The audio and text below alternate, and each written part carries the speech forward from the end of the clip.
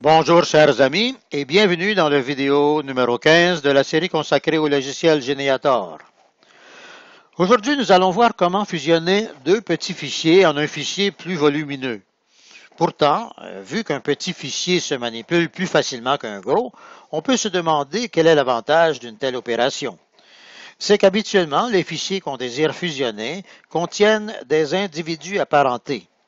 Dès lors, plus un fichier contient d'individus apparentés, plus il y a de relations entre les individus et d'alliances entre les familles. Un gros fichier est donc plus riche en informations diverses et ses arbres généalogiques s'en trouvent plus étoffés et par conséquent plus spectaculaires. Cependant, la fusion de deux fichiers ne s'opère pas par le simple fait de les joindre l'un à l'autre. Cette première étape s'appelle non pas une fusion, mais plutôt une adjonction. Elle fait en sorte que les enregistrements d'un autre fichier puissent coexister tout simplement avec ceux du fichier en cours à l'intérieur d'un nouveau fichier. Toutefois, si les deux fichiers originaux contiennent des individus apparentés, on peut présumer que le nouveau fichier en cours contiendra des doublons. Et ces doublons doivent être traités de la même façon qu'on l'a fait pour un seul fichier dans la vidéo précédente. C'est seulement quand tous les doublons auront été fusionnés et que les faux doublons auront été rejetés que nous pourrons dire que la fusion de deux petits fichiers en un plus gros sera un fait accompli. Aux fins de la présente démonstration, nous allons fusionner le fichier en cours avec lui-même comme fichier adjoint. C'est tout de même étonnant, n'est-ce pas? Puisqu'on aura deux fois les mêmes individus dans le nouveau fichier en cours. En effet, si le fichier en cours, par exemple, le fichier arbre avec photo, qui contient 260 individus, est combiné avec lui-même, le nouveau fichier en cours contiendra évidemment le double, soit 520 individus. Mais d'un autre côté, le traitement des doublons enlèvera 260 individus, ce qui veut dire que nous reviendrons avec le nombre de 260 individus dans le nouveau fichier en cours à la fin de cette opération. En somme, si tout fonctionne tel que prévu, on saura à la fin de cette opération si le système est vraiment fiable à 100%. Le fichier en cours s'appelle bien arbre avec photo, comme on peut le voir en haut de l'interface. Et il contient bien 260 individus, comme on peut le voir à droite de l'interface.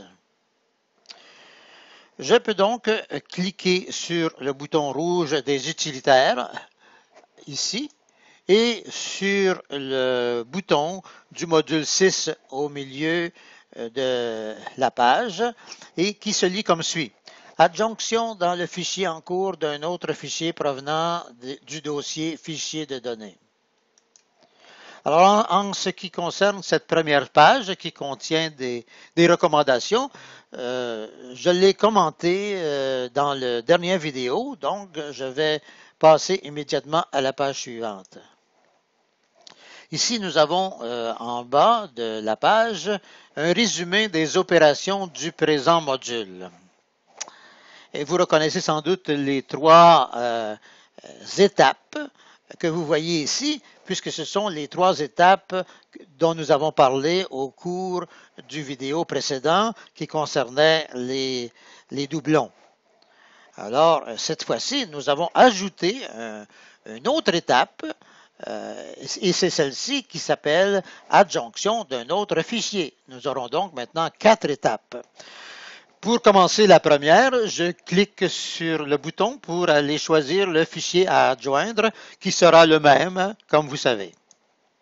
Alors, je clique sur le fichier arbre avec photo que vous voyez ici. Je fais un double clic. Et voilà, j'ai maintenant les deux fichiers en présence, soit l'un qui contient 260 individus et l'autre aussi 260 individus puisque c'est le même fichier. Alors le total et de 520 individus. Alors, je clique ici pour joindre les deux fichiers.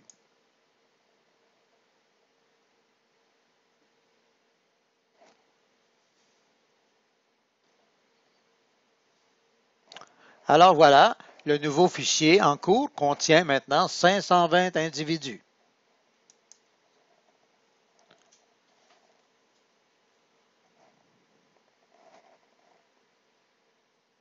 Je procède maintenant à la première étape qui consiste à voir s'il y a des noms semblables et qu'on pourrait uniformiser au point de vue de l'orthographe peut-être, mais il n'y en a pas comme vous voyez. Alors je passe vraiment à l'étape suivante qui est vraiment celle du traitement des doublons.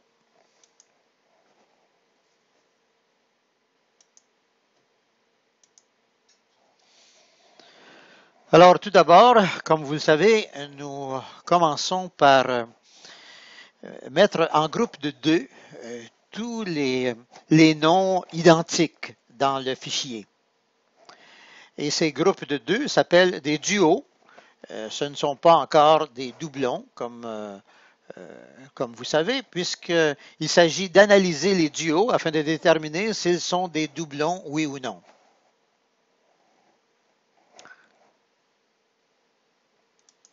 Nous avons donc pu former 320 duos avec 640 individus qui ont des noms identiques.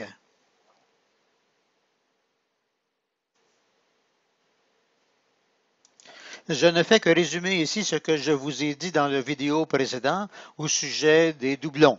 Alors, nous avons 11 opérations qui nous permettront d'analyser ces duos. Et ces 11 opérations sont divisées en 3 sections. La première ici contient des enregistrements avec des détails identiques ou très semblables. La deuxième opération est un peu plus difficile puisque nous avons des individus qui ont des parents avec des noms soit légèrement différents, soit carrément ou complètement différents. De plus, nous avons des gens ici qui ont des parents dont les conjoints ont des noms légèrement différents ou carrément différents. Alors, c'est une autre section à analyser. Enfin, la troisième section contient des dates, donc il faut les examiner cette fois-ci en profondeur. Alors, comme il s'agit de deux fichiers identiques qui sont joints, eh bien, il y a beaucoup plus d'opérations qui sont déjà complétées par le logiciel. Il ne reste que l'opération numéro 1 qui contient presque tous les doublons. Alors, je vais cliquer sur cette case. Et je vais maintenant probablement tous les fusionner. Vous voyez que, par exemple, vous avez ici 2 fois France Baudouin, n'est-ce pas, qui a évidemment la même date de naissance et qui a les mêmes parents. Alors, c'est évidemment un doublon. C'est la même personne. Et c'est la même chose pour tous les autres. Alors, je vais donc cliquer sur le bouton ici pour tous les sélectionner tout d'abord, et ensuite le deuxième bouton pour fusionner tous ceux qui sont sélectionnés. Alors voilà, le processus est lancé. Tout se fait automatiquement, comme vous voyez.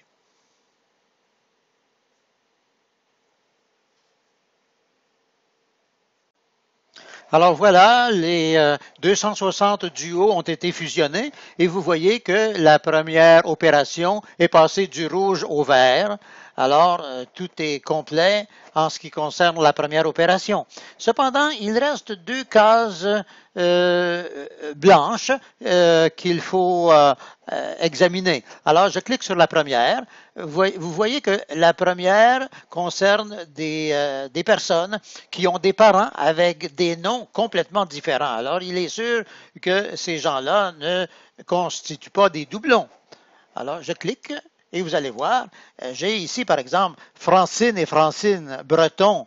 Alors, il est sûr que ce n'est pas que vous voyez premièrement que la date de naissance est différente et vous voyez que les noms des parents sont différents. Alors, c'est sûr qu'il s'agit de deux personnes différentes. Ce n'est pas un doublon. Et c'est la même chose pour tous les autres.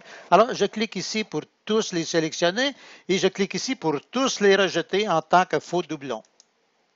Alors, c'est fait. Alors, je passe au suivant qui concerne les conjoints. Alors, ce sont des gens dont les conjoints ont des noms carrément ou complètement différents. Alors, je clique ici et vous voyez que Claire Bourque, j'ai deux fois Claire Bourque, mais elle a une date de naissance différente. Elle a ici, les deux ont des conjoints différents. Alors, il est évident que il s'agit de deux personnes différentes, même si elles ont les mêmes noms. Ce ne peut pas être un doublon. Alors, je clique donc sur le bouton Tous les sélectionner et sur le bouton Rejeter les duos sélectionnés en tant que faux doublon. Et voilà, c'est réglé. Et j'ai ici le bouton turquoise qui m'indique que les 11 opérations ont été effectuées avec succès. Je peux donc passer à la section suivante qui concerne les dates. Alors, je clique sur ce bouton et sur celui-ci. Et ici, je vois qu'il s'agit des dates de naissance, des dates de décès et des dates d'union qui sont identiques. Alors, on va se demander pourquoi et on va pouvoir analyser l'ensemble de ces enregistrements. Alors, le fait d'avoir tous les détails devant nous, à l'écran, c'est donc très avantageux car nous pouvons prendre des décisions éclairées. Et vous voyez ici que, puisqu'on parle des dates de naissance, alors vous voyez que les dates ici sont identiques et que les parents de ces deux personnes-là sont les mêmes. Donc, il s'agit de jumelles, Marie-Pierre et Pierrette, c'est évident. Et donc, ce sont deux personnes différentes, ce ne peut pas être un doublon. Et la même chose pour les autres. Et ici, sauf que les autres, c'est pour une autre raison, c'est qu'ils ont des parents différents, comme vous voyez. Hein? Alors, donc, il n'y a aucun doublon dans cette page. Je peux donc passer à la page suivante. Ici, il n'y a aucune date qui a été trouvée. Et ici non plus. Et finalement, dans la page des orphelins, vous savez ce que c'est qu'un orphelin? C'est quelqu'un qui n'a ni parents, ni conjoint, ni enfant. Alors, on regarde si dans la ligne, il y a des détails qui sont indiqués. Ça pourrait être intéressant de conserver ces individus s'il y a des détails pertinents, mais il n'y en a pas. Donc, je pourrais les supprimer. C'est peut-être des noms fictifs. Par exemple, Michel Bouvard, nous savons que c'est un nom fictif. Alors, je pourrais tout simplement les supprimer, les mettre en surbrillance et cliquer sur le bouton numéro 7 ici qui supprime le nom qui apparaît en surbrillance. Cependant, je ne le ferai pas pour conserver le nombre que vous connaissez par cœur, qui est de 260 individus. Alors, je vais donc passer à la page suivante, qui est tout simplement le résumé de la situation, le résumé des dernières opérations. Alors, vous savez que j'ai commencé avec deux fichiers qui contenaient 260 individus dans l'un et 260 individus dans l'autre, puisque c'était le même fichier. Alors, le total formait 520 individus et de ce nombre-là, j'ai retiré 260 individus en tant que faisant partie de doublon. Alors, il me reste donc dans le nouveau fichier qui s'appelle encore une fois arbre avec photo, il me reste 260 individus. Donc, je reviens avec le nombre original, quoi. Alors, je clique sur la page suivante. Je rencontre cette dernière recommandation qui me dit de vérifier dans l'arbre généalogique si tout est sous contrôle, parce que visuellement, il est facile de voir s'il y a une personne de trop ou ou une de moins, c'est toujours très intéressant de regarder les arbres généalogiques. Alors, je ferme et je retourne à l'interface principale. Et ici, j'ai Monsieur Denis Breton et j'en profite pour aller vous montrer une photo qui existe dans son dossier d'archives. Alors, vous voyez ici, ce sont les dossiers d'archives et nous avons ici le premier dossier qui s'intitule Photo. Alors, je clique ici et je vous montre la photo de son mariage. Alors, vous voyez, c'est un beau couple, n'est-ce pas? Eh bien, nous reviendrons plus tard pour vous commenter cette photo pour une autre raison. Alors, je ferme pour le moment.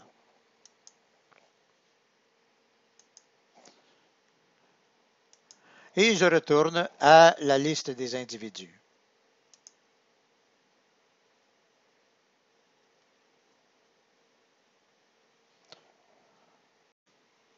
Parmi les fichiers habituels, nous revoyons notre fichier arbre avec photo qui contient 260 individus.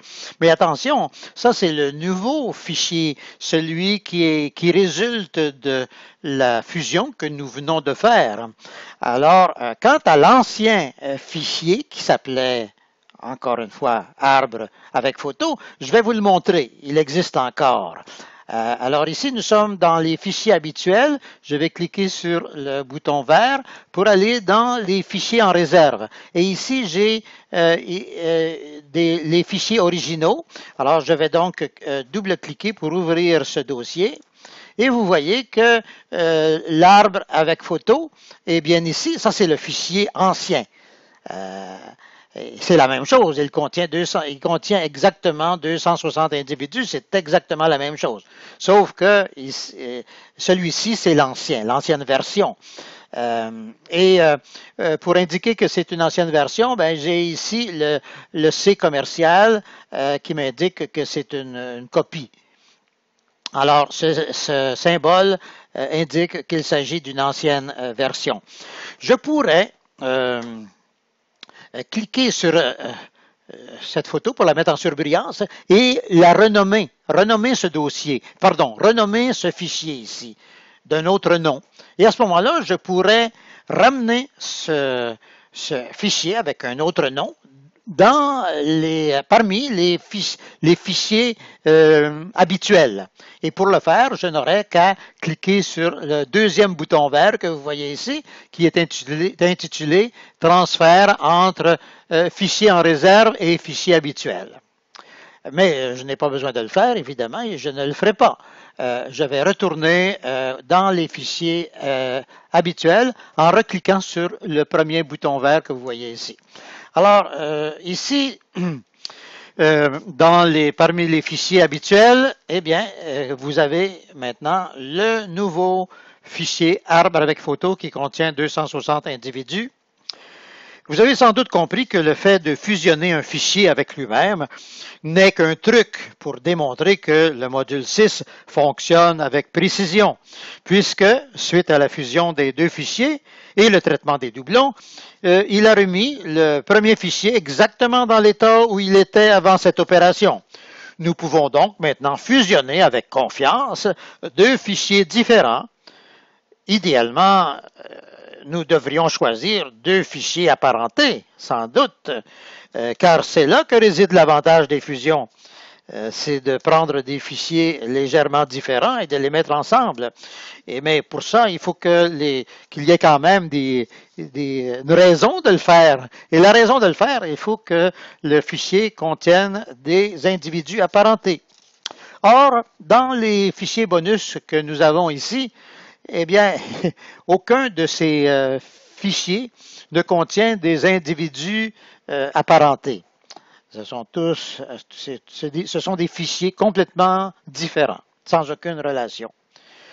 Je vais donc tenter quelque chose d'un peu hors de l'ordinaire. Je vais prendre le fichier Tremblay ici, qui contient les deux premières générations de cette famille qui est arrivée au Québec il y a 3 siècles.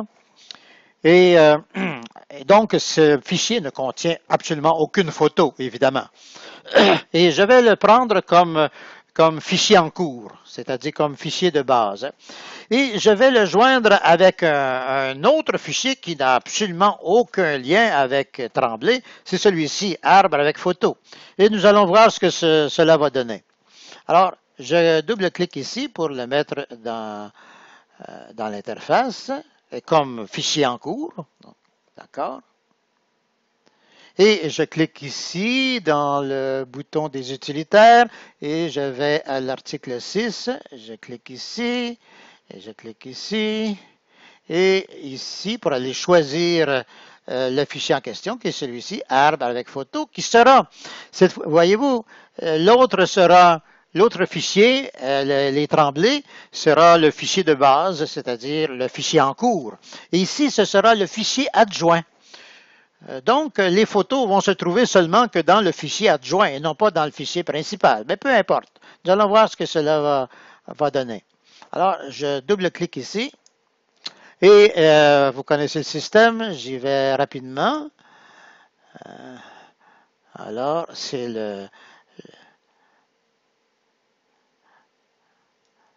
l'adjonction des deux. Alors, j'ai maintenant un nouveau fichier de 489 individus. Je clique ici. Et évidemment que la première étape ne trouvera pas de nom similaire. OK. Et je continue à l'étape proprement dite du traitement des doublons. Comme ceci. Alors là, je procède à la recherche des duos, c'est-à-dire des individus qui ont des noms identiques, mais avec des détails souvent identiques et souvent différents.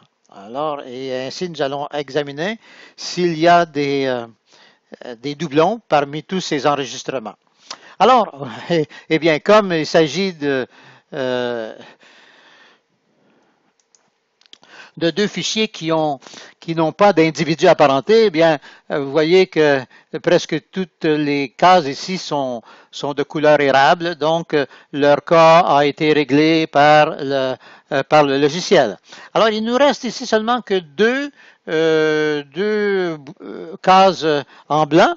Eh bien, ce sont des individus qui ne peuvent pas, par définition, être des doublons puisqu'ils ont des parents avec des noms différents. Et ici, ceux-là ont des conjoints avec des noms complètement différents. Alors, je clique rapidement sur ces deux boutons. Alors, vous connaissez le système. Je clique ici et ici, tout est réglé. Et je clique ici, la même chose avec les conjoints, comme vous voyez. Alors, je clique ici et tout est réglé. Cependant, il m'en reste encore un. Alors, allons voir de quoi il s'agit. C'est intriguant. Allons-y. Alors, qu'est-ce qui se passe ici? Ah, alors, nous avons, évidemment, nous avons ici, en plus du fichier arbre avec photo, on a aussi la famille Tremblay. Alors, on a les problèmes de la famille Tremblay. Alors, je vais cliquer sur ce duo pour voir de quoi il s'agit. Et alors, il s'agit de les deux enregistrements contiennent un individu qui a les mêmes noms, François et François, avec les mêmes parents. Cependant, le premier est né en 1698, il est décédé en 1717, alors que son frère, ni plus ni moins, eh bien, il est né en 2 ans après le décès du premier. Alors, il est né en 1719. Donc, il s'agit de deux individus différents, deux personnes différentes. Donc, ils ne peuvent pas être un doublon. Je peux donc cliquer sur non ici. Et Geneviève Tremblay, c'est la même chose. Alors, voyez-vous, celle-ci, elle est née en 1690, elle est décédée la même année, un mois plus tard. Donc, l'enfant qui est né 3 ans plus tard a été nommé Geneviève, elle aussi. peut-être en souvenir de sa petite sœur décédée. Alors, je peux donc, comme ce sont deux personnes différentes, je clique non pour rejeter ces deux enregistrements comme faux doublons. Alors voilà, toutes les 11 opérations sont terminées avec succès. Je clique donc sur le bouton turquoise pour passer à la dernière étape. Rapidement ici. Alors, je vois qu'il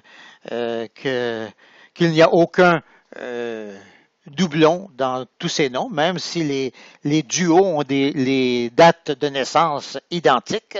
Il n'y a aucun doublon ici.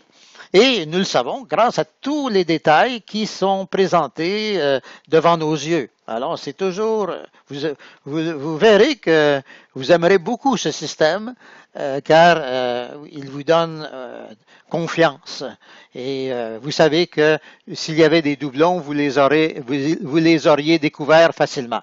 Alors, je passe à la suivante. C'est la même chose. Ici, j'ai des dates de décès identiques, mais il ne s'agit pas de doublons. Alors, allons aux suivantes. Ici, ce sont des dates d'union. Alors, vous voyez, ici, on a les mêmes dates, n'est-ce pas? Et ici, les mêmes dates. Par contre, ces individus ne sont pas des doublons. C'est bien évident. Ici, nous avons deux fois Pierre, mais un c'est Pierre Tremblay et l'autre Pierre Marcil. Alors, ce sont des personnes différentes. Il n'y a pas de doublon ici. Alors, je passe à la suivante. Nous avions le même problème tout à l'heure avec Richard. Ce sont Richard et Michel. Ce sont des orphelins.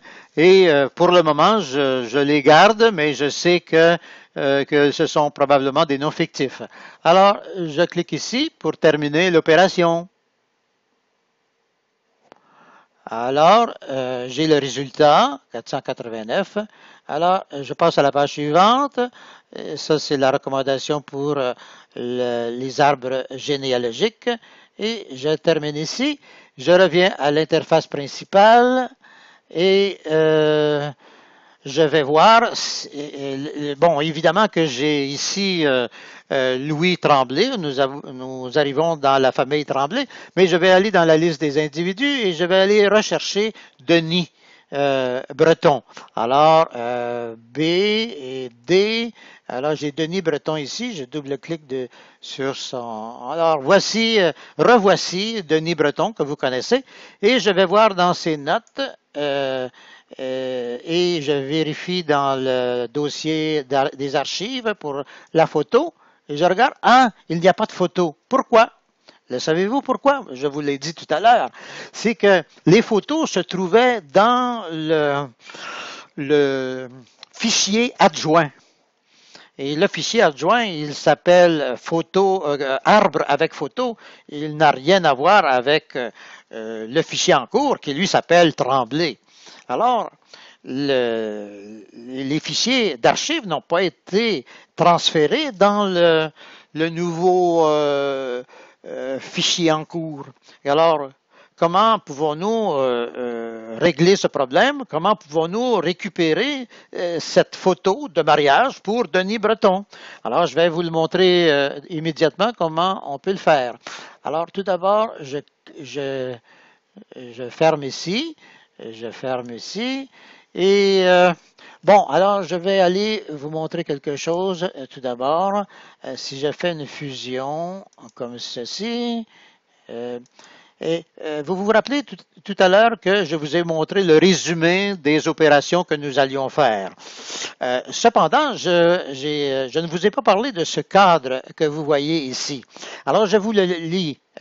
La fusion des enregistrements d'individus constitue une opération complexe dans laquelle certains éléments sont retenus et d'autres rejetés. Dans cette opération, qu'arrive-t-il au fichier média, c'est-à-dire au fichier d'archives provenant des sections photos, vidéos, audio, documents et liens sur Internet des notes de chaque individu? Eh bien, on vous donne la réponse ici.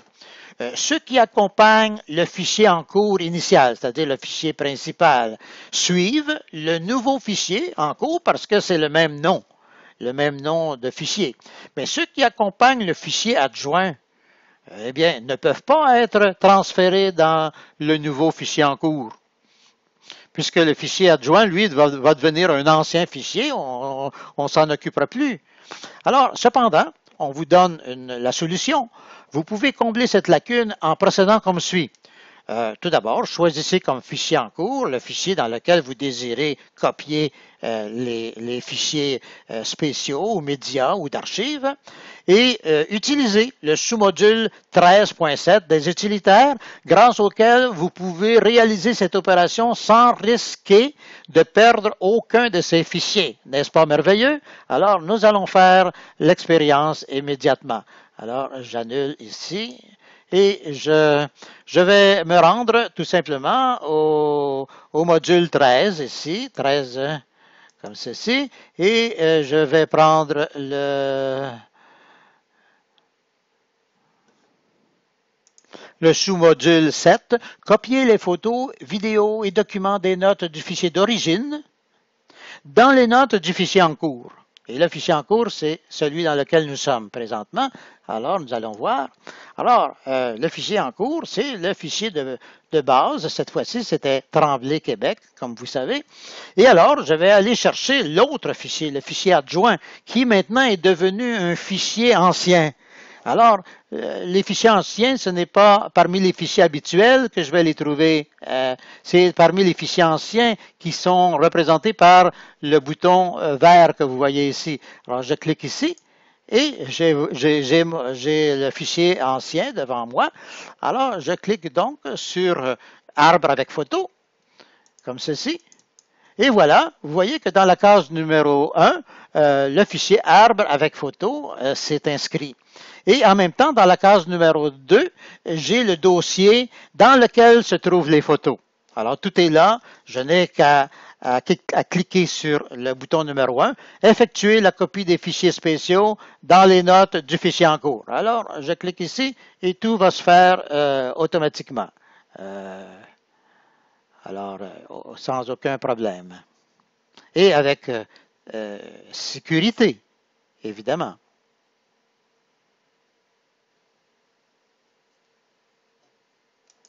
Voilà, c'est fait. Ici au numéro 3, aux fins de vérification, établir une liste des individus du fichier en cours qui ont reçu des fichiers spéciaux, des fichiers d'archives. Alors, on va aller voir qui a reçu des fichiers d'archives. Alors, je clique ici. Et on va faire la recherche.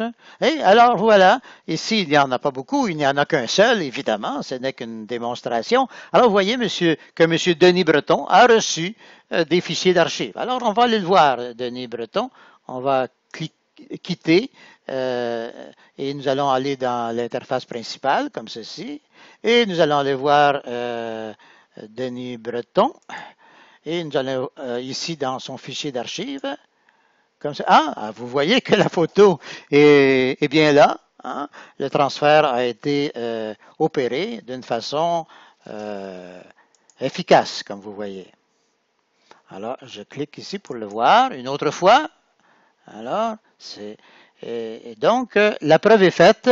Vous pouvez donc utiliser cet instrument magnifique qui vous permet de transférer des photos d'archives ou des documents d'archives d'un fichier à un autre. Et